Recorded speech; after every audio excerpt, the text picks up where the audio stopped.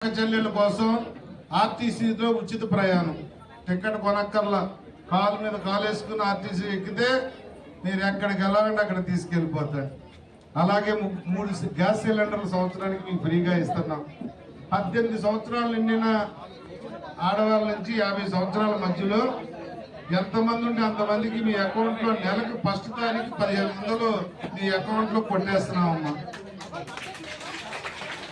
Pension 60 సంవత్సరాల నుంచి 50 సంవత్సరాలకు తగ్గించామమ్మా. 50 సంవత్సరాలకే పెన్షన్ ఇస్తాం. అది 3000 కాదమ్మా, 4000 ఇస్తున్నాం.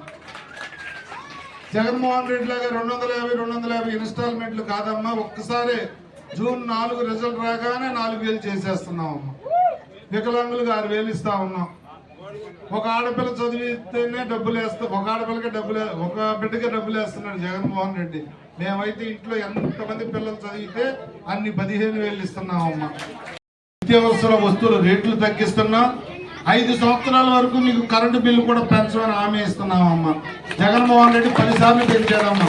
5 సంవత్సరాల్లో 10 సార్లు పెంచాడు.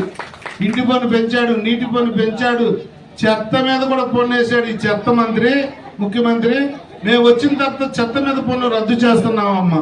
వచ్చిన గంటలోనే చంద్రబాబు నాయుడు గారు ముఖ్యమంత్రి అయిన ఉంటే బిడ్డలకు నిరుద్యోగ భృతి నెలకు 3000 ఇస్తున్నామమ్మా.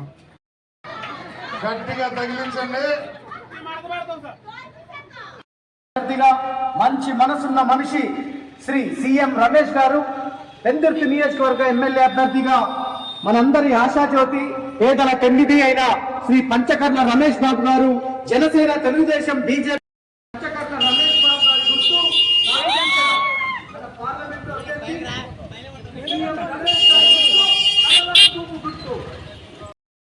అభ్యర్థి పంచకర్ణ రమేష్ బాబు గారు పెందుర్తిలోని బీసీ కాలనీ, రెల్లి కాలనీ, పలగనపాలెం ఏరియాని పర్యటించారండి.